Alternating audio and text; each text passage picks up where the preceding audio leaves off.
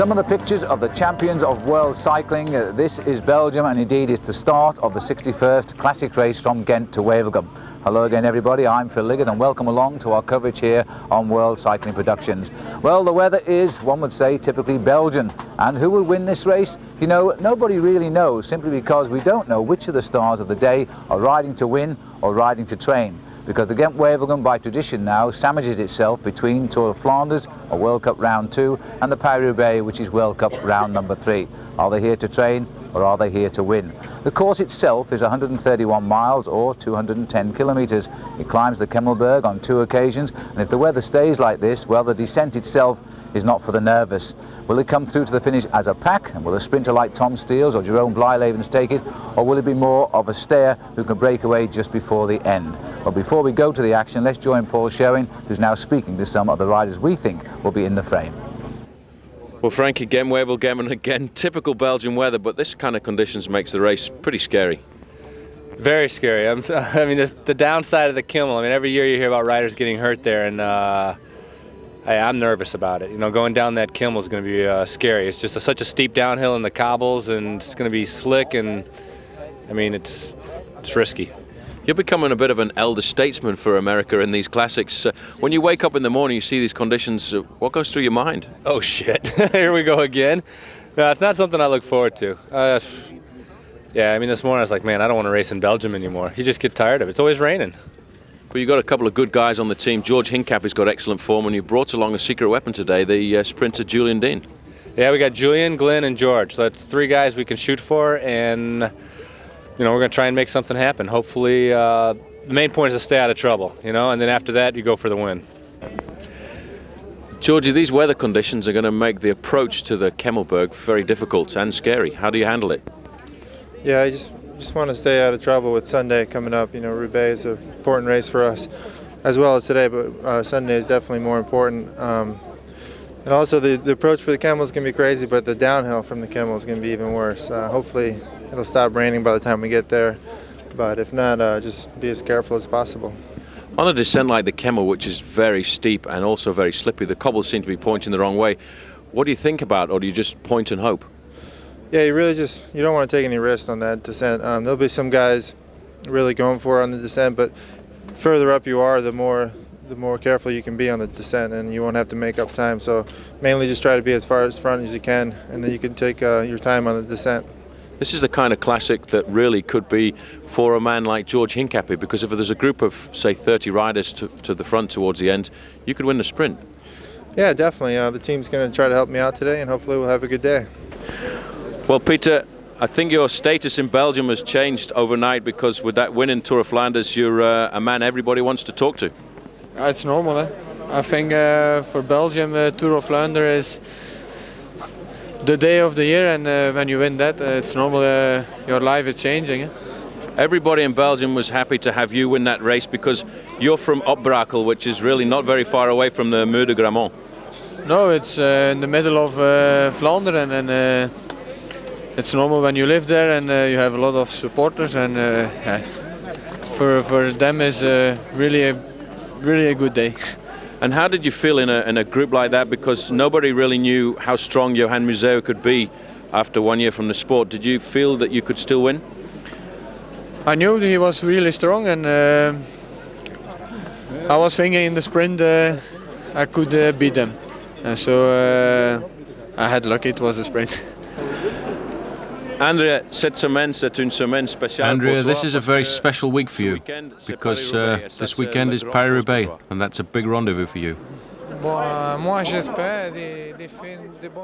I hope to do something really good. It's just, I've got good condition right now. I hope today the team is going to ride well. If we're good today, then we should also be good on Sunday. It's a difficult race, Ghent-Wevelgem, in between Paris-Roubaix and Tour of Flanders. It's got the Kemmelberg, and it's difficult with the wind to stay at the front. For me, there's no problem. If there are a few problems in the hills, that's not a problem. We hope and we want to keep it together and save everything for Sunday. If we can do something in the race, that's okay.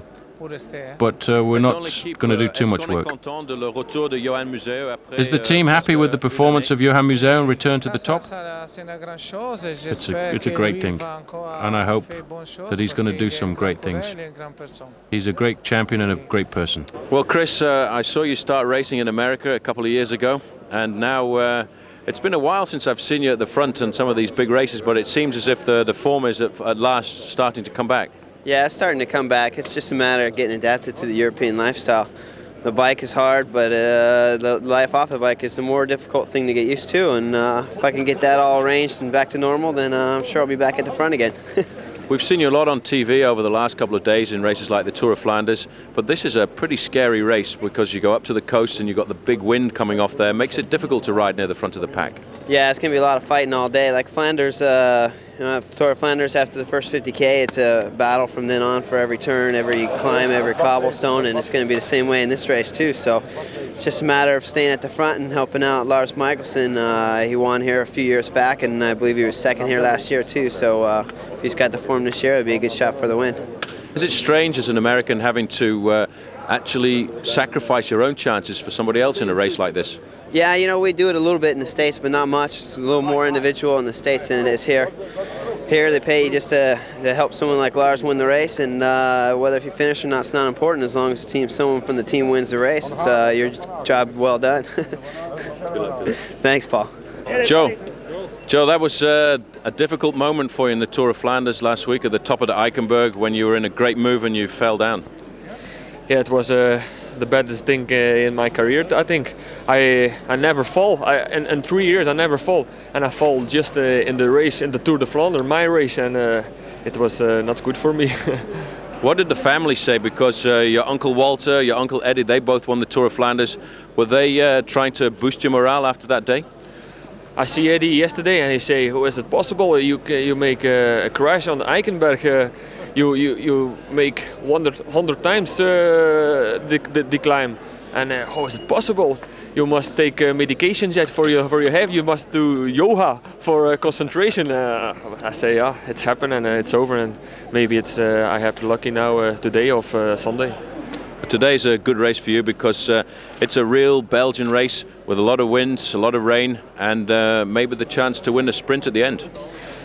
I think I'm fast, but I'm not so fast for Steels. I cannot win the sprint to Steels of Blijlevens. Maybe with a little group to the finish, I have my chance then more. But Steels, I think I'm riding for the second place more. We see the race, and I hope that Steels is after a group after me. Thanks. Well, Rolf, that was a very strange Tour of Flanders, and you must have been quite devastated when you came down in that crash on the Mur de Grammont. I am.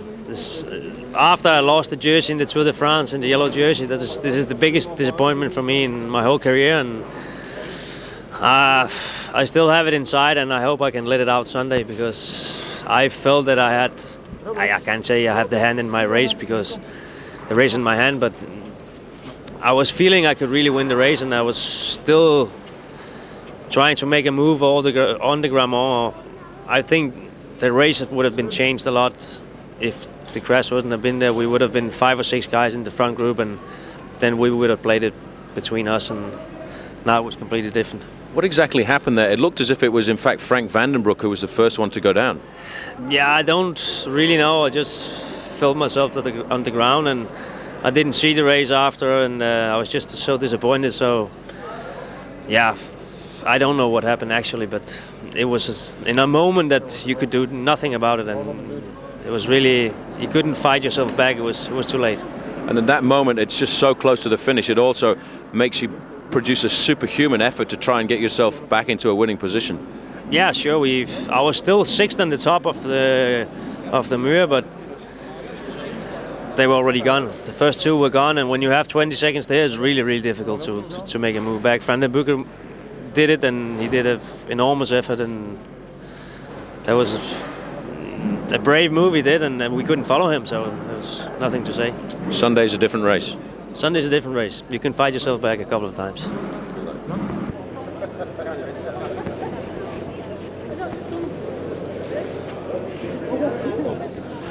Tom, this is a great race for you. It's a race where you've won in the past, and I think today you would really like to win.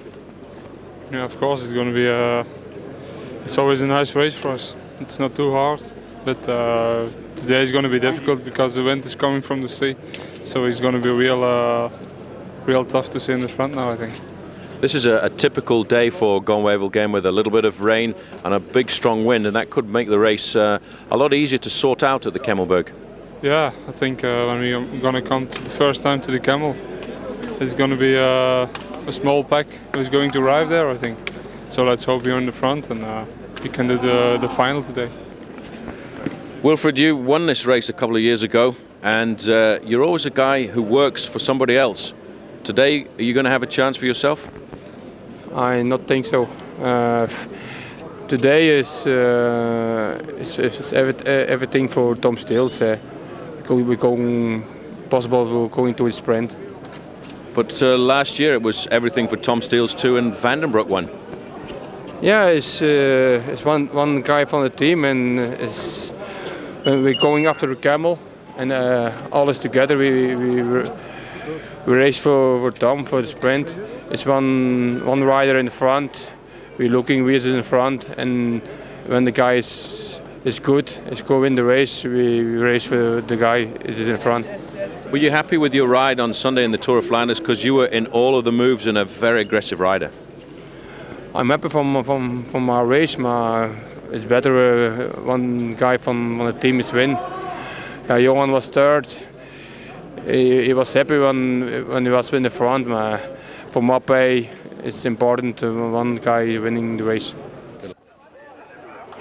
So the big man, Wilfred Peters, there in for another busy day in the saddle. I'm sure about that, as the riders line up for what is 208 kilometres rather, or 131 miles. The link race then between the Tour of Flanders and Paris-Roubaix. The riders all smile. It's not a bad day, Paul, and the riders now facing two tough circuits around the Kemmelberg. It's a very difficult race as well, because of the wind is the major factor here. We go up to the coast, and along the coastline it really does get very tricky, especially with the wind that blows in off the sea, and that's where a lot of riders look to ride towards the front of this race, and it's the wind that makes the big differences once we get down to the two circuits that include the Kemmelberg on two occasions. Well, these are the leaders who are setting the pace at the moment. Daniel Nardello of Mappe, he's situated in the centre of the three. Then we've got Mark Wouters on the front and Stuart O'Grady at the back. Stuart's been at the front in a lot of races since he won the Tour Down Under, but he hasn't quite got the results that would have delighted him. But at the moment, they're just off the head of the field. Well, this is the kind of race that, in fact, Stuart O'Grady has ridden well in over the last couple of years. Both he and Henk Vogels were to the front last year, and they both made it into the top 10. So today he'll be looking for a good performance. And once again, the one thing I find about Stuart is he's very impetuous when it comes to racing. He always wants to go out on the attack, and he's looking for the moves. But you can see there's a big reaction coming once again from behind, and they're trying to pull themselves back up to that leading group. And again, somebody from Telecom has slipped into that move, and they've been joined once again by the Rabobank team with Jan Boven, and that will make, if they get together, 6 riders at the front as they start the bottom of the Monteberg. Well, the Monteberg really starts the painful part of the day today, Paul, doesn't it? Because these narrow roads which are bound here near the Kemmelberg, as we make our way on two circuits before breaking off and racing into Wevelgem, all in the south of Belgium now, or the southeast corner of Belgium. Narrow roads here. This race used to go into foreign countries, but these days just stays in Belgium. And you're right, this is a long steady climb now, the Monteberg, leading up towards the Kemmelberg, and it's a sort of progression as they race up the cobblestones of that brute of a climb. Big crowd waiting for them as well, and O'Grady in the thick of the action here, but only just ahead of the field. Well, a lot of riders still left in that main group as well. Obviously, Johan Musea is very much there. And Tom Steels is the man that Team Mappe feel that they've got a chance with getting to the finish today. But this is certainly, over the last couple of years, not the sprinters' race that it was, because of the change of route from the Kemmelberg towards the finish line. It always nowadays seems to tend to favour a breakaway group, which we've seen over the last couple of occasions.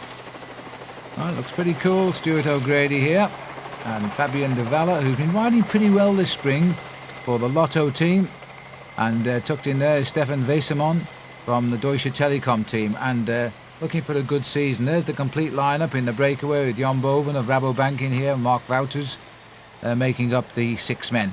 Well, these riders will be happy to have an advantage leading into the bottom of the Kemmelberg, because it's normally chaos in this event as everybody fights to get into the Kemmelberg, and it's off this road a left-hand corner as you head up towards the very difficult summit here, and that's why these riders have tried to get clear before they get there so they can have a good attempt at launching themselves up that climb.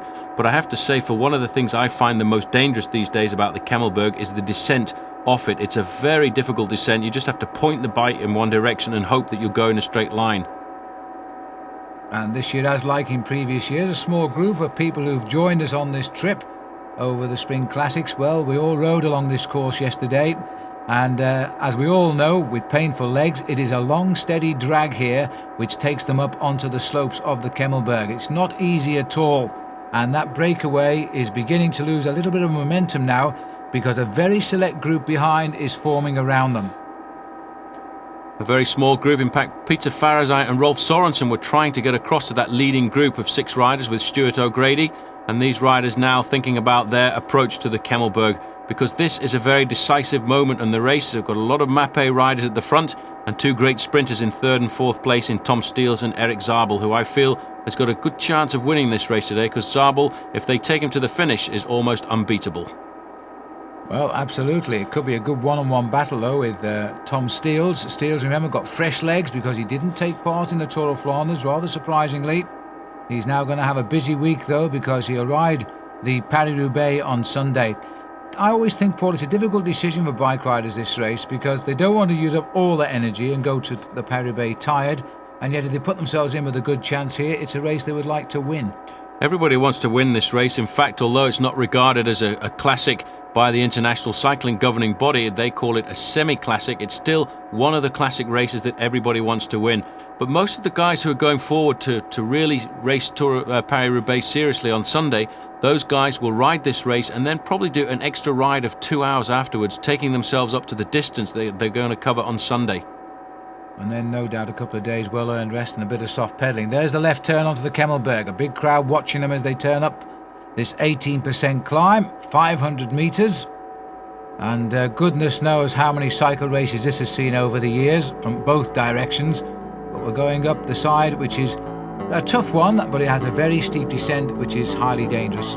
Looks like Stefan Weserman, the telecom rider, was the first man to go round the corner and open up the attack as they hit the first slopes of the climb. You can see Weserman, a very strong rider, a former East German, now riding for Team Telecom, trying to open up the account for himself and realizing that if he can get over the front of this climb in a good group, then his own teammate Erik Zabel might come up a little later on. Peter Farazijn for Cofidis now taking over the leading position, certainly proving to be one of the men of the classics this year, because he really has come on leaps and bounds since he joined the Cofidis squad. And in fact, Phil, that group has come right up behind the breakaway, and they're being led up here by Johan Museo and Steels in 2nd position, and Franco Ballerini there going through just behind. And they've closed right down. They waited till the climb, and now they've closed right down on the leaders. Stuart O'Grady is the boy in green there, but they're coming back together now. Farazijn setting the pace up the climb, but Johan Museo is forcing his way back into the picture yet again. This remarkable man, back from injury and still almost, I say only almost, as good as he ever was. Well, there's Museo now. It looks like Steels couldn't follow the pace being set there by Johan Museo. Franco Ballerini moving a little further forward as well. Here's George Hincapie. He's in an ideal position as well, not too far behind. An incident at the back for one of the Lotto riders, and Wilfred Peters just going through the picture. And you can see another rider from US Postal, Kursipu, the champion of Estonia. And this is the chaos at the back of the group on the Kemmelberg. And it's not a very big bunch either, but the Lotto boy is on his way again. As we continue down on the other side of the Kemmelberg, we missed the real descent there as they're going over the ridge here now. But, you know, Museo is remarkable. He's used pure strength there to get himself back in the picture. And despite the long climb of the Monteberg, they waited till the Kemmelberg before they closed it down. Here's the way down, and everybody will be praying and thanking heaven that it is dry for the descent today. Sorensen makes the descent. Museo still a plaster on that knee that he injured so badly almost a year ago. Right up there in the white jersey, the Francis de Jeux rider was Lars Mikkelsen, and the rest of the group splitting up a bit. Hincapie on the wheel of Leon van Bon, 3 Rabobank riders there with Eric Zabel, and I would think it won't be too long before he gets back up to the front. And there is Henk Vogels, the Australian champion. Just a glimpse there of Fred Moncassin as well for Crédit Agricole, not really reproducing his form of late. And all of these riders they're close enough, should regroup on the flatter roads, even though they're quite narrow, as they come off the Kemmelberg round that sharp right-hander. Strangely enough, in one of those back groups I caught a glimpse of André Schmeel, so he's not really pushing himself too much at the moment. He's sitting a little way back. He realises there is another lap to go, and the next time over the Mont Camel, that is when it will be more serious, and that's when you have to be much more attentive. 64 kilometres still left to go to the finish, and again a group of 6 riders forcing themselves clear. And Stuart O'Grady still looking pretty comfortable, Phil, there in second place. He is. Farazin's got himself to the front. O'Grady's in second spot there. Looks like Nardello is here. Silovs is here. Now he's the champion of Latvia in that mauve and white jersey. And I think this is Sorensen just off our camera on the right, but we'll find out very shortly. He seems to have got across the gap. Yes, it is, and there they all are, confirmation of that. And Spruck is the rider from Lamprey. He's up there on the left. So the fairly assorted group there. No 2 riders from one nation have got into that. Silovs is an excellent rider, and he's in fact the man who's launching the attack now. Once you come off the Kemmelberg, it's a very undulating circuit around here before you actually go back and attack the Monteberg once again, and the Kemmelberg for the last time, before heading as quickly as possible down to the finish line in Wevelgem. So it looks as though O'Grady and Nardello have survived there from the original breakaway and been joined by the newcomers. Here's a tracing of the whole route, out to the coast via Brugge to Ostend, down to Koksijde, into Poppering, and that's where the 2 circuits start, and that's where we are now. It's the most strategic point of the course, coming back up through the field here, wearing number 22, the man who rode an excellent Tour of Flanders despite the crash, and he didn't crash this time, but Joe Planckaert has weaved his way through the cars there and brought himself back into the main field, I think probably victim of a puncture earlier on. I think so, and he's going to get safely back in the race here, for the time being at least. And it looks as though they're all looking for somebody else to come and do their bit at the front here, because there's no real action coming here. Serious regrouping happening there as well, because Tom Steels has come back into the lead of this race, as has André Schmeel. He was at the back a little earlier, but he's been very attentive and slipped into that group and got across the gap there. And in fact, the other Mappe rider is Roberto Forniciari, the big, tall Italian rider. He too has bridged the gap to swell the numbers in this leading group. Well, there's Stuart O'Grady. They're all looking at each other as Jan Kursipuu goes through on the far side. There's the average speed, just short of 25 miles an hour, 24 miles an hour to be exact, as the riders continue to press on, but not a very fast race today at all. Rabobank have promised a lot and delivered little so far this year. Now they've got 2 men up here in the front group, and the rider setting the pace right now is Servais Knaven. He's had a very good start to his season. He's appeared in many winning moves, but he hasn't got the win yet. Strange race once again here, because although Rolf Sorensen was in the front group just a few moments ago, it sort of came back together and split up again, and Rolf Sorensen ended up being in the second part. But once again, there's going to be a general regrouping, and that second half of the lead group in this year's Ghent Wevelgem rejoins the leaders. So again, 35 riders at the head of the race. And as they say, everything to race for. The champions of Belgium, Latvia, Estonia, all up here, and Germany, because Zabel's here as well. In this front group, there's the Latvian champion Silovs, number 2 wheel at the moment. Steele's sitting up, looking over his shoulder, looking to see where his teammates are, seeing which guys have managed to get across there with him. And I can tell you Wilfred Peters is definitely in the group. Kursipuu, good attack by him, champion of Estonia. And he's caused a reaction. I think it was Leon van Bon who just tagged on at the back. So a new little breakaway trying to get clear. Good time to go, because there was a lull in the main field here. 5 riders, and again Silovs, the Latvian champion, getting into that move. Very attentive, looking for the kind of breakaway that will take him once again to the bottom of the Kemmelberg for the last time in a small group. And it is an advantage if that can happen. Well, it looks as though Mappe are not taking it easy for Sunday, because they have been involved in every move so far. They've made sure Nardello was in the initial breakaway, and then Johan Museu shut it down on the climb of the Kemmelberg. And now it looks as though the Mappe boys have shut this one down as well. And I think the man shutting it down is Wilfred Peters. Second on his wheel there is the champion of Australia, that's Henk Vogels. And it's amazing the work that Wilfred Peters does in these races. He never thinks about the possibility of winning Ghent Wevelgem again for a second time, because he won it himself a couple of years ago. But today, I think the order in the Mappe camp is Tom Steels. Well, it's a race which he has succeeded in before. But you know, Kersipoo here, big danger if it comes down to a sprint finish. They will not want him in the front group if it comes down to a dash for the line. Leon Van Bon just in front of him here. A lot of riders are going to feel pretty happy with the way this race is going right now, but they've still got this one circuit to complete before we break away and race off into Wevelgem. It's a very good finish in Wevelgem, isn't it, Paul? That long straight, it's a sprinter's delight. It certainly is a great race for the sprinters. It's a straight road for as far as you can see, but that also makes it very dangerous, because riders tend to lead out the sprint a little bit too early and then realise they're starting to fade, and they take risks. And in the past we've seen some great battles between riders like Rabju Japarov and Mario Cipollini, with the decision over the line sometimes being reversed by the referees. Well, that group now, and I'm presuming we're seeing the tail of it, is numbering no more than 20 riders as we start the Zwaarteberg.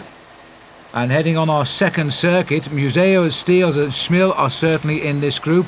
We've seen O'Grady in there as well, Sprook is in there, and I think George Hincapie has made it too. This is an interesting move now. The Zwaarteberg is a very difficult climb. They come up here right alongside the French border. At the top of this climb they'll take a left-hand turn, which will take them over the Rodeberg, and then they head out for about 10 kilometers before they hit the Monteberg again. Nice to see that André Schmil, despite the fact that the first time over the Kemmelberg he was riding at the back of the group, has moved into this group nice and comfortably and riding a very sensible race. This is the kind of race that André Schmil has always, despite the fact that he's not a great sprinter, managed to slip himself into the top 10. And there you can see some of the big names in this breakaway, including Peters and Schmil, O'Grady, Henk Vogels is in there now, Sprook, Hincapie is there, Silovs is there, and Veensteins, the two Latvian riders. That's a country which, considering its size, really turns out some magnificent bike riders that get the professional contracts, and Veensteins is the new boy on the block now, having had a great season last year. Now the riders have taken the left-hand turn at the top of the Zwaarteberg, riding across the flat part between these two hills towards a place called the Rodeberg, the Red Mountain. And Henk Vogels, for the first time, showing us his Australian jersey, because the last few races we've seen him in, he's had to wear a big warm coat over the top. So he's pretty proud, I think, of the fact that for the first time he's been able to garner an Australian national title. Little bit of bunny hop in there for George Hincapie as he was having his lunch snack. And this looks like the rear side of Rolf Sorensen as we head to the Rodeberg now. 17% near the top, a nasty little climb, just over 2 kilometres. Wilfred Peters, is he ever not in a breakaway, that man? Tom Steels on the far side, who will feel very confident and happy now. There's Silovs, the Latvian champion. One or two top riders. Somebody's gone down the far side, and it looks like we have a hard attack there, and it must be Museo again. It's Museo. That's an amazing attack from him, because we've still got a long way to go to the Kemmelberg, but he waited for the group to slow down, and as soon as he felt that they were slowing on the slopes of the Rodeberg, he took an advantage down the right-hand side to try and bump himself off the front. But nobody's letting Johan Museo go now, because they realise after his performance last weekend in the Tour of Flanders that Museo is definitely back, and back to the top of his form. And in fact the group has slowed down. I think once again this group, which was 19 riders, has swelled a little bit, with one or two men getting across from the rear. And the rider here from the Lamprey team is Johan Verstreppen, another Belgian rider on this Italian squad. Silov's gone. Silov's riding a good race today. He's been very active at the front. He's hardly spent any time at the back of this group. There's Tom Steels following wheels and going through as well. Peter Falazijn is the Cofidis rider who's just fallen back off the pace, also having a good start to the year. But once more, people allowing the door to open in the middle. Little lack of cohesion amongst these front riders. But looking down there, Paul, it is still around that 19-20 strong. They're making the descent now off the Mont Rouge, the Rodeberg.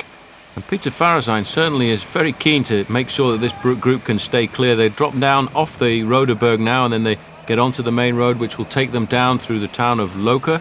And then after that they'll take a nice left-hand turn, once again heading over the Monteberg, and from the Monteberg straight up the Kemmelberg for the final time. And that's when the big decisions are certainly going to come. That's when the big attacks will come, if anybody is going to force clear a small group that can survive to Wevelgem.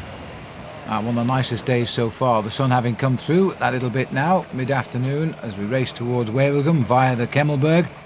And the Rabobanks, who seem to find themselves on the defence in all the races they ride this year, instead of getting themselves into a position to get clear, now shutting down this escape by the two riders up front, Farozijn and Verstappen. Well, it's Jan Boven on the front there, a new young rider that Jan Raas has brought into the squad. Obviously come up through the ranks of the Rabobank amateur team, and then also probably started off with the junior team as well. Jan Raas has put together with the Rabobank a very good file of riders to build them up to try and raise the level of Dutch professional cycling, and Rabobank have put themselves into the sport for quite a few years to come, and they're trying to keep the sport in Holland, which is one of the favourite pastimes, one of the top sports, with their support. Boven's only win so far as a pro came in the Teletext Tour, which is one of the top tours in Holland. Used to be open only to amateur riders, but that's all changed these days. Beautiful scenery here, and this area of Flanders on the French borders looks very, very nice. See to the top of the picture there, you can see the start of the climb. Although this breakaway of some 20 has been away now for nearly a lap of the course, that chase group, Paul, has kept them nicely in sight.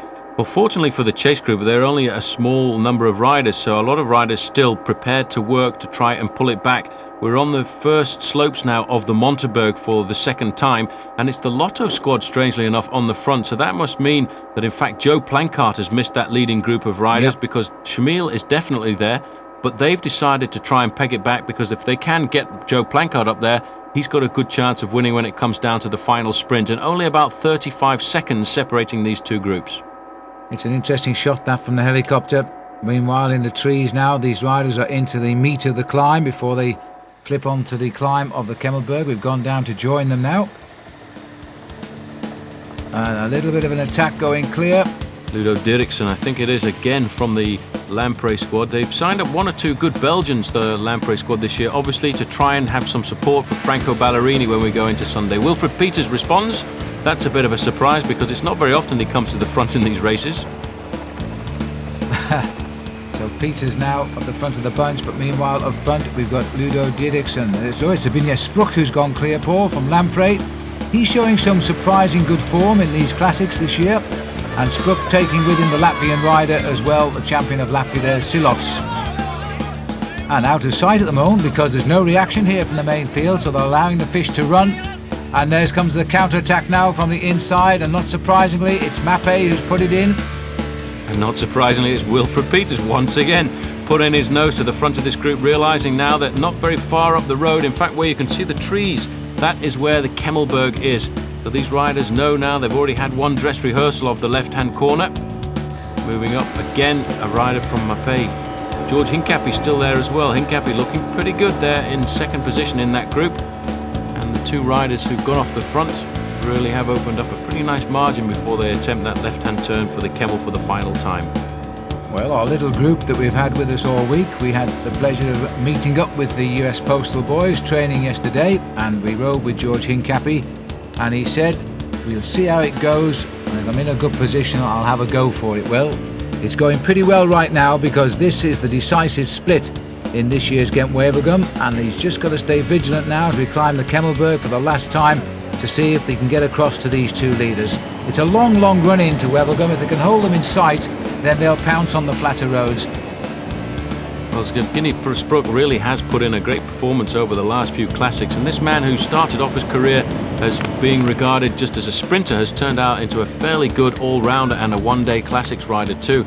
At the moment he's surprising me a little bit by jumping away before the Kemmelberg, and I would have expected him to wait a little bit and save his effort there, but I suppose what he's thinking at the moment is if he can get to the foot of the Kemmel with an advantage of 10 or 15 seconds, then a group of strong riders like possibly Johan Museeuw will come up to him, and that could be the formation of the successful breakaway on the descent.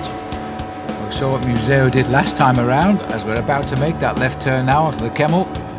There's a little graphic for you again, 18% all cobblestones right to the summit.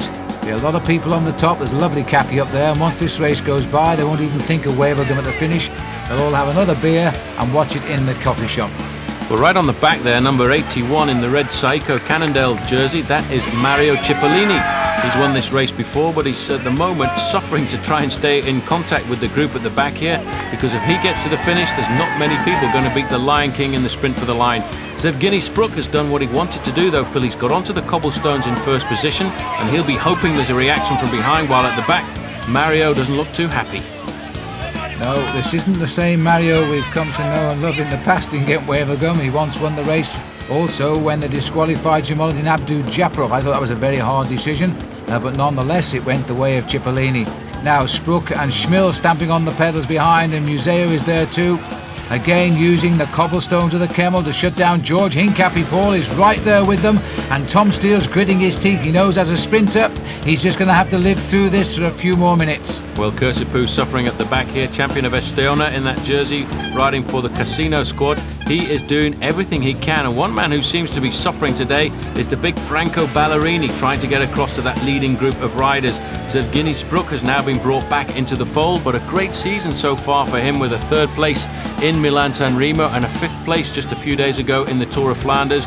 And this climb really starting to tell on a lot of riders. You can see the suffering on their faces, and Rolf Sorensen dropping to the back a little, and Henk Vogels, well, he's not quite got it today. Vogels in big trouble there as they continue their ascent. This is Cursipu, he's falling further back. Zabel doesn't look too happy. All the national champions passing through our picture there. As these riders, if they can just limit the losses and make a good descent, of course, they would rejoin the front runners. They're well aware of that as they continue to come up the climb here. There's big Cipollini, big Mario. Alongside him there was his former teammate Roberto Fornicciari. Now another rider changed this winter to go across to the Mapei squad. A former big lead-out man for Mario. But Mario not surviving too well on the slopes of the Ghent Wevelgem this afternoon. Well, he needs a lead-out right now to get back on the tail of this great race as it starts the descent for the last time off the Kemmelberg. And the riders running down, Stefan Weisemann is also still in with a chance here.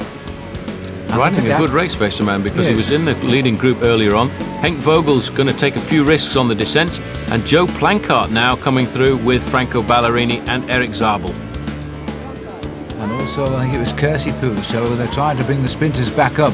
The others won't like that, because I think we've got 17, 18, maybe 20 riders still at the front of that field. It was the breakaway started from this group anyway, by Silofs and Spruk.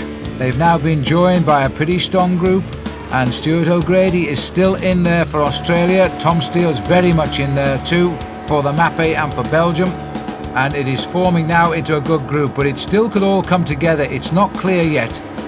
It certainly isn't, but Tom Steels has ridden correctly this year. Last year he was the big favourite for the Mapei squad. They tried to put him in all the right places, but he just could not get himself over the Kemmelberg. This time he's played it right and he's in the front group, but it looks as if there's going to be a certain amount of recovery from the back of this race, and once again we could see the numbers in that leading group swell from riders recovering from behind.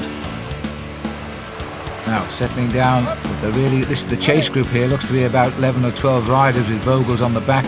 It also contains Eric Zabel and Franco Ballerini. Cipollini was in it, I think. I don't see him at the moment, but he should be in here. And also Lars Mikkelsen, first and second in the last 2 editions of the Ghent Wevelgem. But it looks as though Henk has had just about enough today. Sitting there at the back, he knows that his mate Stewie O'Grady is up in the front, and he'll hope he does the business. We'll find out soon. Well, Vogel certainly doesn't have the form that he had last year during these classic races. He's having a hard time with 1 or 2 injuries, and again, a little suspect that problem with his knee, which has dogged him for the last couple of years, and I can only hope that he can put it right, because that was a problem that kept him out of the big WordPerfect Novell team for a couple of years, because he was sidelined by the team management until he got that problem sorted out. But this is the lead group again. Tucked comfortably on the back there is Stefan Westerman, and there are around about 20 riders in this lead group, and some fairly good riders who are quite willing to work at the front. Long, thin line of bike riders. They want to race, but they're always conscious of the thought that they're just a few days away from Paris-Roubaix, and they don't want to make that final effort just in case. But somebody will go soon, somebody who doesn't worry about Paris-Roubaix. You can bet your life on that. Wayne Staines, number 131, one of the finds, I think, of the pro cycling circuit in these last couple of years since he turned professional. Here's Silovs as well. Another good rider who's certainly come to the fore, and George Hincapie riding an excellent race. This is the kind of race that suits George. He had a very good Tour of Flanders just a couple of days ago, and I have to admit, I feel that he made every move right. He just lost a little bit of energy and attention towards the end, and if he managed to hold on for another 10 or 15 kilometres, I think we could have seen George finish in a very good top 10 place in the Tour of Flanders. Yeah, couldn't agree more, but let's not forget he's had a great Milan-San Remo, good Tour of Flanders, and now he could finish up with a great Ghent-Wevelgem because he's in the move again. I was watching number 31 there go through. It's little Leon van Bon, the captain of Rabobank. He's also a rider who could surprise here with a late attack, or if he can get in a smaller group, he would have the legs to win the sprint. But big Tom Steels has got to be the favourite now, Paul. He's riding at the front, he looks good, he's got the strength of his Mapai boys around him. He's a past winner of this race as well. There's the lineup of the new breakaway for you. Tristan Hoffman in there as well as Eric Decker, two more top Dutchmen, Hoffman and Decker. What's interesting to note, though, is once again, Mapai have put a lot of riders into this group. Three very strong men. They've got not only Wilfred Peters in there, but they've got Johan Museo and also Tom Steels. The Rabobank too have put a couple of strong riders in there with Rolf Sorensen. But you can see that behind that group is not giving up, and the pressure is certainly on. There's a couple of bike lengths difference between everybody in this chase group trying to pull themselves back into the race. On the back there, suffering in the wind, Lars Mikkelsen from the Française des Jeux. And yet he always rides well in this event, and he's trying to get this group to get across, although he's not helping it right now, sitting at the back. But Lars has always done well here. He was second last year. He won it in 1995 as well, and that was a good win for the Dane, and set him up with a nice few seasons as a top pro. But he's not getting across at the moment. It looks as though Henk Vogels has moved up to the front now. I think possibly to annoy the attackers here, to try. Yes, he won't go through, you see, because he knows that Stuart O'Grady is just ahead in that lead group. Sitting three from the back, the big figure in the pink and blue jersey of Lampre is Franco Ballerini. He's thinking about one thing. He's not thinking about Ghent-Wevelgem at the moment. He's thinking about Paris-Roubaix on Sunday. That's the difference between the two groups. The Steels group is 18 seconds ahead of the group with Eric Zabel. So Zabel is looking around to see if he's got any friends this group, and I have to say Team Telecom are certainly noticeable by their absence from this group. Zabel all on his own, and he won't get too many friends helping him, help drag him back into the front. No, you're right, and he's just have to decide that he's not going to do too much work at the moment as Servais Knaven goes through for TVM. Then Lars Mikkelsen and Kersipu, and then Henk Vogels. A little bit of through and off being accomplished here now, but this group not closing in at all. We'll pull back and see if we can get a little bit of a relationship between the two. Well, I say they're not pulling back. They may well have closed in a little bit, Paul. It's hovering around 15 seconds, and you can see the impetus has gone out of that lead group. What has to happen with this lead group is everybody has to work, otherwise that group of 10 riders behind are going to catch up, and that will put the onus on Eric Zabel then to be the big challenger for this race. Hincapie again riding sensibly as he did last Sunday in this group. He's once again though isolated with no teammates to help him out. If he has a problem now, he's not going to get himself back to the front of this race.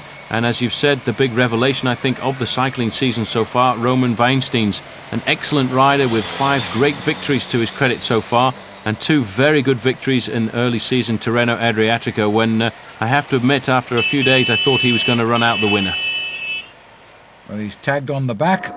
We're looking at a 20-second gap between the chase and this group, and they're having real difficulty now in getting across. And there's the confirmation. Zabel's group were calling the chase, and Johan Museo looks as though he's quite willing to help now the teammate Tom Steels and try and keep Steels a little bit fresher. Although Steels himself is willing to go through here now, and I don't see Wilfred Peters at the moment to give him a hand either.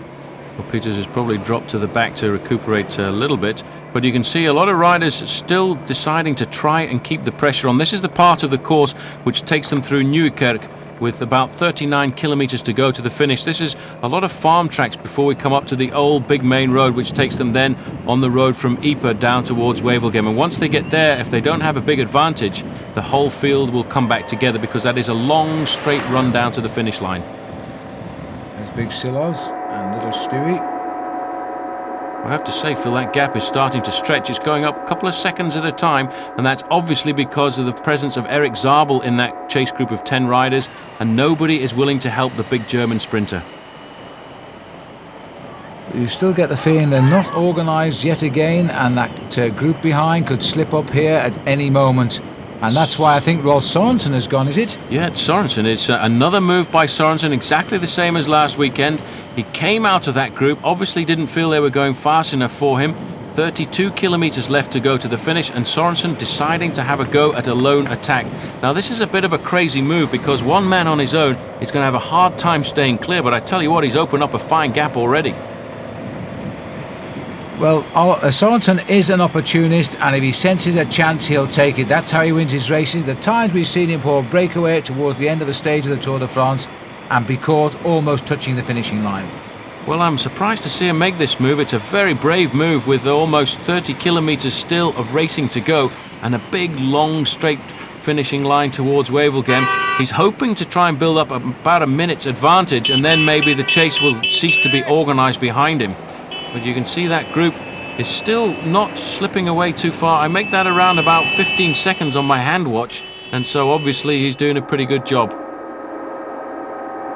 Well, let's see if he can stay away, but he's got a tough job on his hands now. He's nosed out 11 seconds over Tom Steele's group, and then we've got Eric Zabel's group about another 20 seconds back. So he's just on half a minute now ahead of the main pack of chasers here.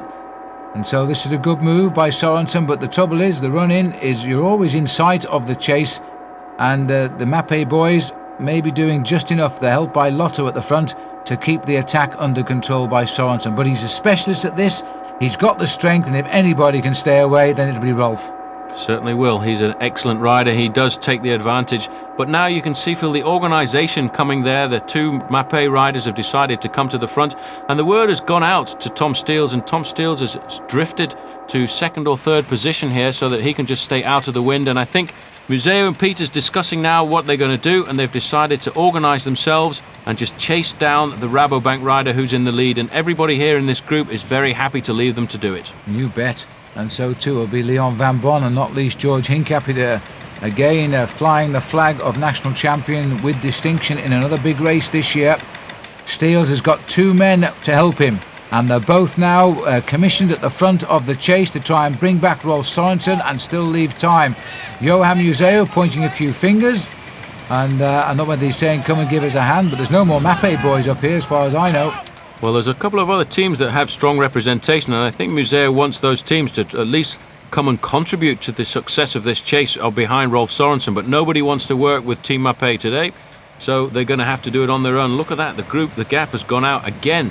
14 seconds, so Sorensen is starting to ride away from them, and Mappé are not getting any help from anyone else in this group. Well, Sorensen's just got to concentrate and get on now with the job and not worry what's going on behind him. They'll close, they'll drop back, they'll close, they'll drop back, so just best to forget them. And that's exactly what he's doing now as he concentrates on trying to hang on and race down into Wevelgem by himself.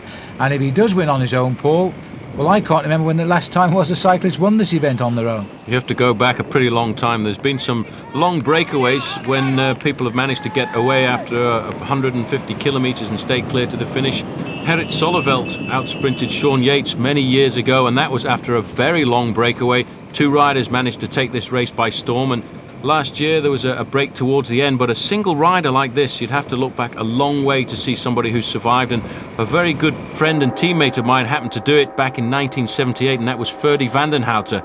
He broke away on the big main road going down to Wevelgem, and all the big stars were behind him, men like Roger de Vlaming, men like Francesco Moser, and they couldn't pull him back. But I have to say, it was a terrible day, that race, because it was held in very snowy conditions. I bet Ferdy liked it. He did, he loved it. He had short sleeves on and a big pair of gloves. We still see Ferdy van den Houten. He pops up at some of these races. In fact, I think he's here today at this event. I saw him last Sunday at the Tour of Flanders as well. He was driving around trying to do some illicit servicing, taking spare wheels to the section of cobblestones for the Lotto squad, who he's in fact the trainer for, and he drove into one of these fields to try and park his car up, but unfortunately the car got stuck. End of Ferdy until he unstuck it. Never mind. So we've got 15 seconds, Sorensen to the Steels group, and 1 minute 6 seconds now back to Zabel's group. It looks as though they may have called it a day back there. I think they've given up, actually. Zabel is the big, strong favourite there. He doesn't have any riders from Team Telecom in that group to help him out, and nobody else really, I feel, wants to put their neck into the chase. So what's going to happen now is it's up to this group to pull back Rolf Sorensen, who is actually riding away from them very well indeed. 15 seconds in conditions like this, and look at the face on Wilfred Peters.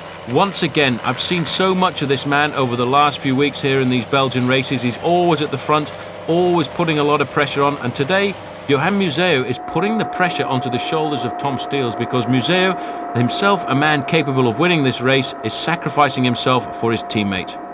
Totally, and both preparing for the upcoming Paris-Roubaix as well. In fact, all three of them will be in the team for Paris-Roubaix. Peters placed last year, and Museeuw a past winner of that event. Well, it's starting to come down, 12 seconds.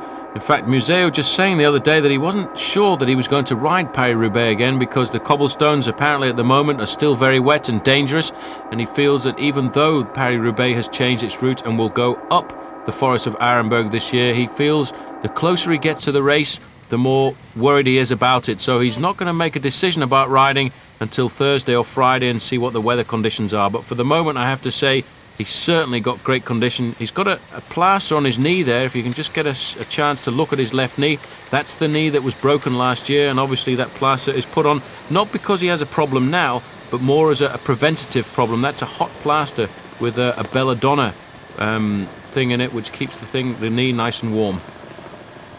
Nosed out 1 more second, so now they've just about got his measure, I think. And George Hincapie staying coolly in line, allowing the Mappes to do the pacemaking, knowing that Tom Steels has got to have the best finish in this race, but they're going to have to out-hit him if so. 15 miles or 24 kilometres left to race here. I think this group here now is the only group left in with a shout. In the distance there, the lone figure of Rolf Sorensen with the motorcycle near him, but it's still an awful long way to stay out on your own, and these riders know just that. Ludo Dirksen right on the back in the Lamprey colours, and in fact Sorensen's edged out again, 21 seconds. The big surprise in this race actually, Phil, could be the man who's sitting on the back there, Roman Weinsteins, because although the fact is he's not a great big name yet in the world of international cycling, he's got a very good sprint, and if this group stays clear and they manage to pull up alongside Rolf Sorensen, Weinsteins could be the man to walk away with victory.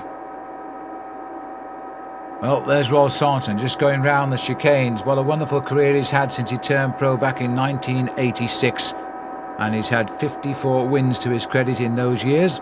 And some of them, well, just one win of the quality of some of the rides he's won would satisfy many top pro bike riders. Chipped off another 2 seconds as they're trying to bring him back in. Sorensen third in the World Cup and fourth in the Tour of Flanders back in 1989. And since then he's been close to winning Milan-San Remo. Liège-Bastogne-Liège he has won, Tour of Lombardy he's come close, Paris Tours. He's had a wonderful career. I have to say it's hard to believe that he's 34 years of age as well, because he really has an eternal youth. He's always got the enthusiasm when it comes down to these one-day races. Not too keen on the big tours anymore. He's trying to keep himself away from races like the Tour of Italy and the Tour de France, and just specialise in the races that he feels are within his own boundaries. That's the one-day classics, and he is able to build himself up into a great psychological state to go for these one-day events. And I'm sure we'll see a lot more of him even on Sunday in Paris-Roubaix, because he'll be smarting a bit after his Tour de Flanders performance. He rode excellently, but he just couldn't quite pull it off. But as much as we like him, I'm afraid I can't see him holding off this lot as it comes down to the last few kilometres. They are not allowing him any leeway at all. It's a second advantage either way, depending on whose side you're on, but they have his speed measured perfectly, and as they get closer to the finish, surely they will roll up to him. Well, what they've done now, Team Mappé have realised they've got him in hand. They're keeping it at 15 seconds. They realise now they're not going to get any help from the other riders in this group. So what they're doing is they're just setting a tempo, and they're going to wait for Sorensen to crack. They're riding along, Museeuw and Wilfred Peters, swapping turns at the front. And you see how they're riding very close to the right-hand side of the road. Well, in fact, the wind is coming over from the left-hand side. And what they're doing is they're only sheltering their own. Wilfred Peters, followed by Museeuw, followed by Steels, and everybody else is scrambling to get some kind of shelter. Problem here for André Schmiel. Yep. Now, Schmiel is in the second group, isn't he? He's in the chase group. No, he's actually in the front group. He's actually calling up to the neutral service, and all it was a drink. A bit of panic there, but he is in the leading group, because there is George Hincapie, wearing number 144. Moving up nice and smartly, Stuart O'Grady, and Peter Farazijn, the Cofidis rider, for waving the French flag today. But yes, you're quite right. And George also is just lying low. Now, George has a bit of a sprint finish, you know, and there could be a great result here for the US Postal Ride if it works out. 21 kilometres from the finish, just over 12 miles to go. Nobody assisting at all, the two Mapei boys. They're there purely now as cannon fodder to pace this race up for Tom Steels and to bring back Rolf Sørensen, and they're going to have to start doing it soon.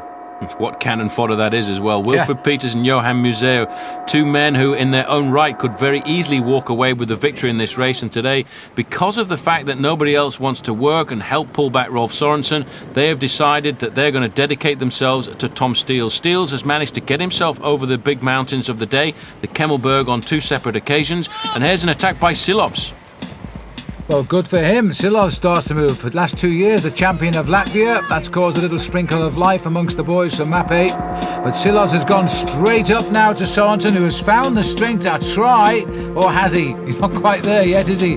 But he's trying to find the strength at least to hang on to Silovs. Now, this would make a very different race. It certainly will. That is what Rolf Sørensen really needed. He was starting to lose a bit of power there, but you see, that attack by Silovs has not done very much. It's only about 5 seconds. And there was no panic from Mapei. That's the sign of a great team.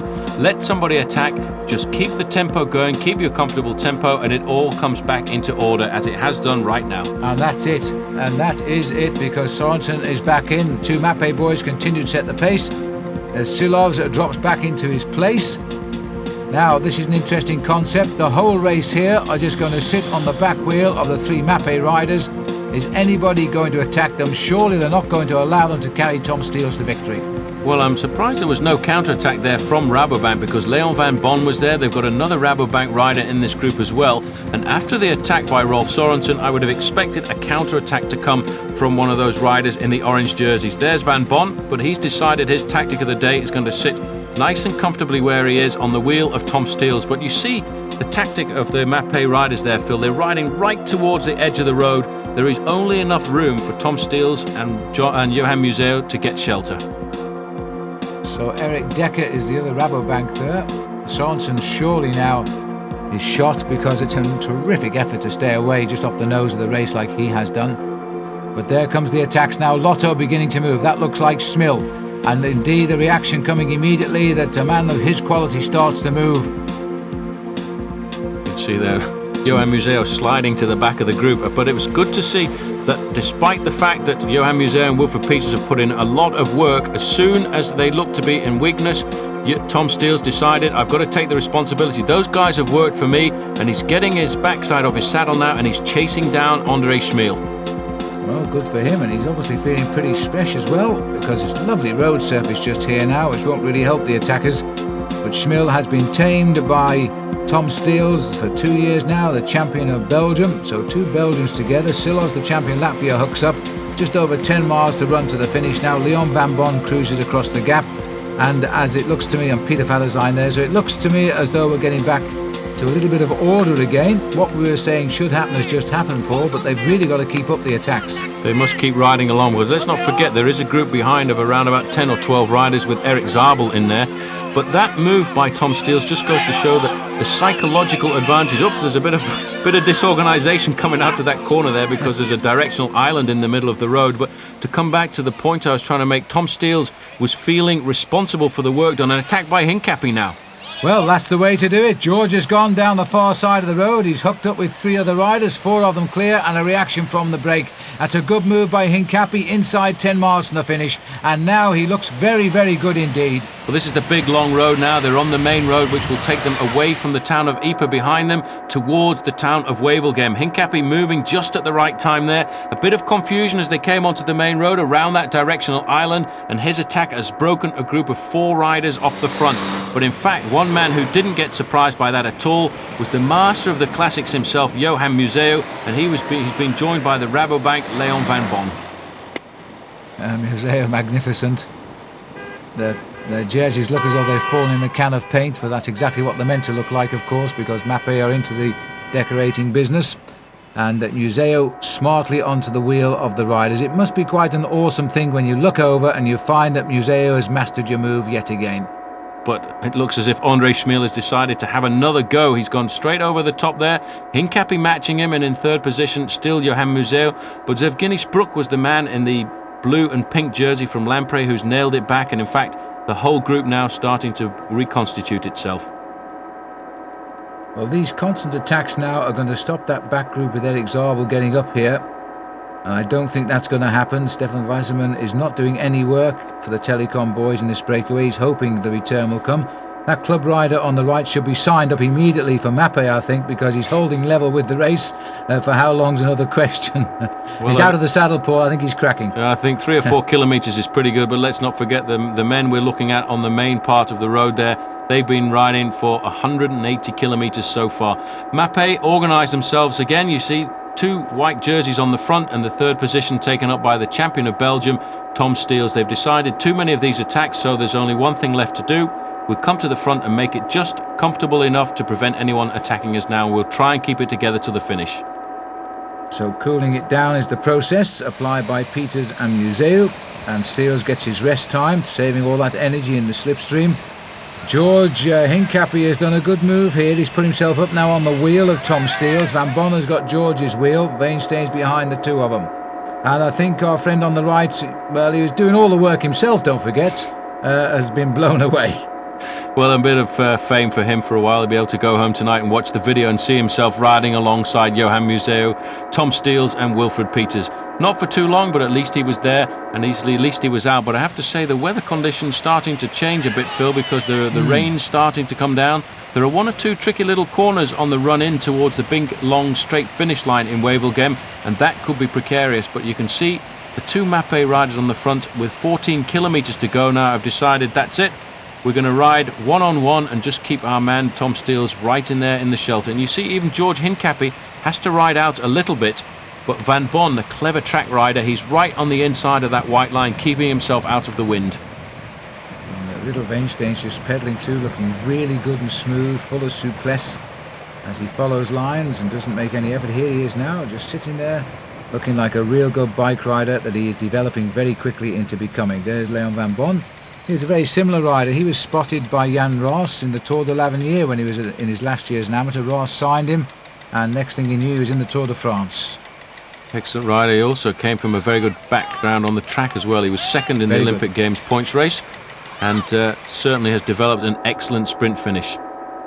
Confirmation, a big list of Belgian riders in the front group too. Farazijn, Steels, Museo, Peters and Dirksen. Yeah, Dirksen's now riding for the Italians, but he's very much a Belgian, of course. Interesting that only 2 of the Mappe, apart from Steels, have made this split today. The rest seem to have taken time out, including Andrea Taffi. And indeed, these 2 now are 100% committed to pacing the sprinter to the line. And remember, Tom Steels, the winner too of this race back in 1996.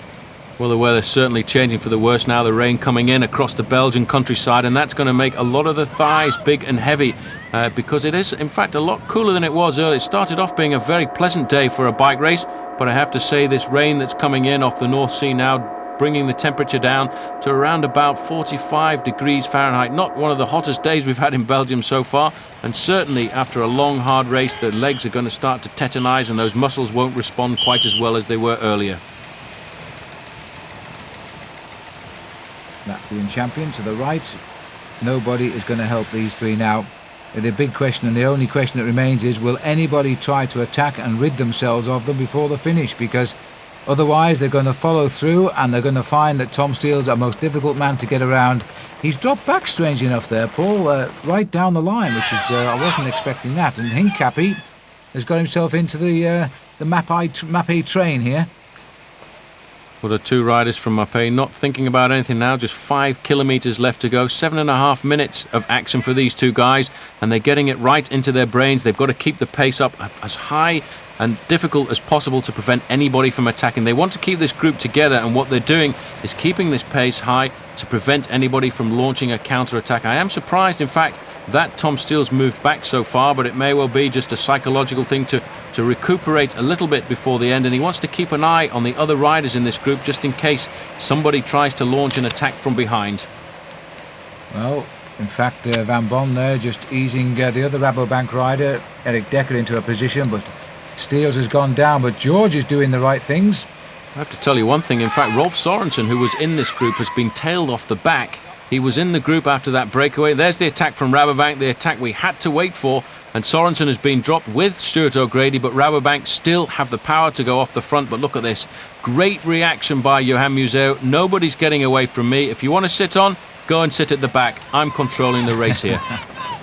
I bet you O'Grady's kicking himself too, because he was on the wheel of Sorensen. Sorensen slipped off and took O'Grady with him. So the Aussie's gone. He's chasing on his own now. As far as we know, neither has been caught by that chase group. The gap was quite large, but these two boys are fighting for everything now to keep control of the head of the race as we head towards 4 kilometres to go. And George Hincapie is in the shout now for a really serious result here, and certainly the best result by an American rider in Ghent Wevelgem. It's looking good. Hincapie is in ideal position. He'll be starting to get confidence now. He knows he can win sprints. He's won a couple of bunch sprints in his career. He's won a stage of the Tour of Catalonia. It was a big sprint when he won his championships of the United States in Philadelphia last year in June, and he'll be trying to remember now how this sprint has unfolded several times in the past. He will have seen it on TV. He's been very close to the win in Ghent Wevelgem himself, and now he'll be planning out his sprint, waiting for somebody to come around the outside and lead the sprint out. But the work, I have to say, on the front by these two riders from Mapei, Johan Museeuw, the new king of Belgium, the Lion of Flanders, they're calling him after his race last Sunday, is doing an excellent job to keep the pace high and prevent anybody from launching a surprise counter-attack.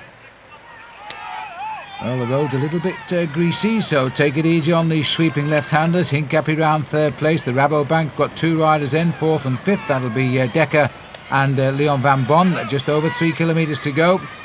Well, Paul, Ron Kiefer was the best American finisher ever in this event. He was third back in 1987, I think it was, or 88. And, of course, he was a Motorola rider too. He was, in fact, rode for 7-Eleven in those days, yeah. But he did go on to ride for the Motorola cycling team. George Hincapie has been a great rider, and he'll be looking, and I feel that George has got a great chance of getting himself into the top 3 because he is one of the good sprinters here, but he's going to have to rival Tom Steels. And also, let's not forget about Weinsteins. He's been sitting at the back there. He looks very comfortable. He's well wrapped up against the cold, and he has got an excellent turn of speed. Very much alone out there is Weinstein, so that's why he's doing nothing but watching and waiting and hoping. But we're inside 2.5 kilometres to go now, and this is the beginning of the long haul down to the finish in Wevelgem, a sprinter's delight. Hincapie does have a finish, especially from a group like this, but I don't know whether he'll be able to match Tom Steels. I can't understand why Steels is riding so far back down the line now, especially in the weather conditions getting worse. Well, he obviously feels confident. He's keeping an eye on riders like Hincapie and Van Bon and Sprook. He wants to know where they are. He doesn't want to get caught out. I feel certain he'll move to the finish, move further to the front of this group as we get closer to the final kilometre. But I tell you what, nobody's going to get away from this group. The power that is being put into that organisation by Wilfred Peters and Johan Museeuw. Absolutely superb riding by those two. Whatever way you think about it, they have totally sacrificed their race today in favour of Tom Steels. If Tom doesn't win this, there could be trouble in the camp tonight, Paul. I think he might get a box around the ears if he doesn't, but you know, it's so difficult. The pressure is on his shoulders, and there are some very good sprinters in this group. Stefan Reusemann, the pink jersey telecom rider at the back, can put in a good turn of speed occasionally. We've spoken about Weinsteins. Let's not forget that there are 1 or 2 other riders in here with a good sprint too. Zevgeny Sprook, the Lamprey rider. Now Farazine tries fighting to stay on the wheel of the rider in front, which just tells you how hard the pressure is that has been on this group, being made by just 2 men, Wilfred Peters and Museeuw. Absolutely fabulous pacemaking. They're not allowing anybody the chance to interrupt here. Weinstein, oh my goodness me, the Palty boy almost waved goodbye there. He skidded on those white lines. Pulled his foot out as well, but he managed to recover and get himself back in. Looking back to the race director, we're looking a long way back down the road there. We will not at all see Rolf Sorensen and Stuart O'Grady. They're a long way behind now. Stuart O'Grady will not be happy with that performance, and still a big long line. You know why nobody's attacking, Phil? It's because they can't. They can't break out. The whole group, their line astern, locked onto the wheel. It is a little bit too windy for them to get off out into the wind, and they're just being put in their place by two very, very strong Mapei riders today. Absolutely burying themselves with a magnificent display of tough cycling here. It's been this way since they came off the Kemmelberg. Only Sorensen tried to get away. They controlled him. He's gone now. So too is O'Grady, and we're inside the last kilometre to go. George Hincapie racing for at least a third place here at worst, but best he could win this. Hincapie still well clear of Tom Steels, who is right down the line, and I don't know if Steels has made a big mistake here. You can see him crouching at the back as Rabobank have got themselves in. Really, Leon Van Bon is their sprinter here. Sprook is also here, so too is Dirksens. And Silov's is a very good sprinter as well. And where's little Veinsteins as they start to come off the front now?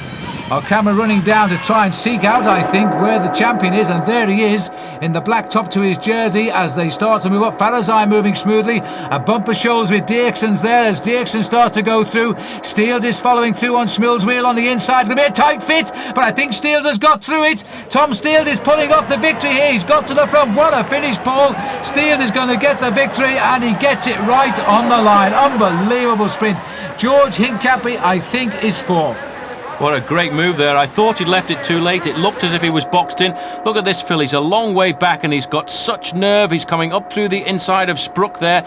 No panic at all. A real sprinter. Nerves of steel. The responsibility was put on his shoulders by Johan Museo and Wilfred Peters, and nobody was going to stop him at all. As soon as he got a go at the line, he opened up the gas and nobody could even get onto his back wheel.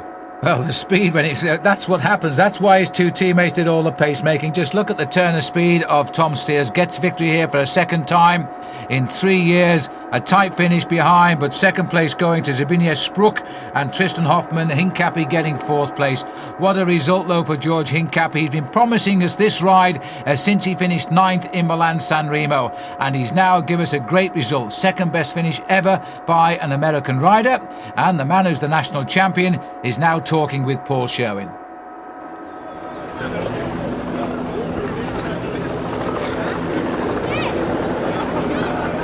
George, you're very close to Tom Steels there, but he's a tough man to beat. Yeah, Tom's a great sprinter, and Mapei did a lot of work for him. He just came by with a lot of speed, and took a little bit to me to get back on. But I don't know, I was like 4th or 5th. But you're turning out really to be a great classics rider. Last week, the Tour of Flanders, today you were so close in Ghent Wevelgem. Yeah, last week, like I said, I wasn't happy with the result, but I was happy with the way I was riding. And today, I felt really good, especially on the camel. So I'm hoping that's a good sign for Sunday. It was certainly going to be difficult to beat Tom Steels today, though, after what happened last week to the Mapei team. Yeah, definitely. Those guys, you got to take your hat off to them. They're a really class act team, the best team in the world, and they're just riding. This is the time of the year for them where they go really well. But a good ride like that in Ghent Wevelgem has got to be good for the morale of George Hincapie for Paris-Roubaix. Yeah, definitely. Especially if it's raining like this, it'll be even better for me. Good luck. Tom, you decided today you really wanted to win this race. It must have given you a lot of pleasure. Yeah, it gave me a lot of pleasure, especially when we went to the climbs to the camel. I was 2 times in the front. And then I felt really good, and then after the second climb it was still 40 kilometers to go. But the teammates did an unbelievable work for me, and I was almost obligated to win today, so luckily I won today also. That was incredible work by Johan Museo and Wilfred Peters in the final kilometers. Yeah, unbelievable. I think there are not many riders that can do that kind of work. I was always thinking, now they're going to go away, now they're going to go in a breakaway, but they kept on going, and luckily I won. Well, the Belgian fans may be wet, but they're very, very happy. This great story continues for this country. They are really back big time in cycling. They are yet to be beaten in a classic this year. Hope you enjoyed the programme. Until later in the season, for Paul Sherwin, I'm Phil Liggett saying goodbye. And indeed, watching Ghent Wevelgem with us was our little group of cyclists who came on our trip we organised to the Spring Classics each year with Tim Grady, the boss of World Cycling Productions, and of course Paul Sherwin, who knows the roads as good as the riders because he's ridden all of the races. And during that week we watched the Tour of Flanders, the Ghent Wevelgem, and of course Paris-Roubaix.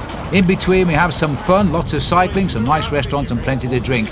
And we also get little brief surpasses like this too, when our cameraman and Joe Orifitz drops his camera bag in the canal in Ghent. We all went down to Ghent for some real beer in a pub that sold more than 100 different types with our men and women from America and Bermuda. Instead, with the locals, we finished up trying to fish out a rather valuable bag, which inside, by the way, was the microphone that Paul Sherwin uses for the interviews at the starts and finishes. Needless to say, when we got the bag out, the microphone was no longer any use. But this man, you know, he could get a good job in a circus as well as being a bike rider. And by the way, this was a fruitless job. This didn't work. I have to say though, Phil, I think at the time Tim Grady was pretty worried because he was wondering whether or not any of these guys had actually paid up their insurance policies, because he didn't have insurance policy covering the incident of somebody actually fishing out a camera from a Ghent canal.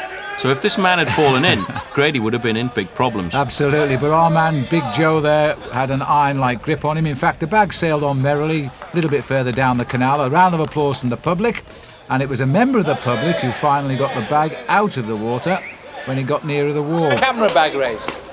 Indeed. Again, you think this just happened? It's a bit strange, Phil. Everybody's out there helping to get the camera bag out. The camera bag worth over $500, and in fact you're in the pub drinking beers. Well, I know my priorities. I was with Graham Jones, another Tour de France rider who actually comes on the trip with us as a driver. This member of the public, who has to remain anonymous because he never told us his name and refused a tip from Joe, finally got in the bag out of the water. Thank you very much, sir. That means we can all come back again to the Spring Classics next year. What do you think, Eric?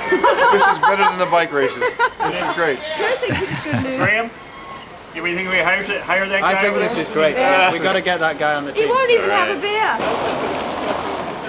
And so, bag in hand. Here's our hero right here. Nice job, Chris. I did what I could. Beautiful. Beautiful. My question, you think Vaughn will notice? I don't think. It looks pretty dry to me. Yeah. There's nothing in the bag? Yeah. The bag. He'll only notice if you send him to film. Got your camera? Yes. So everybody then retired to the pub for a few more beers, and I have to say we had a great time with everybody who joined us, and I hope that they enjoyed our company as well. I had to wait for a long time because I abandoned 2 days before. Bring him back up. But when you drop from 12 to 25,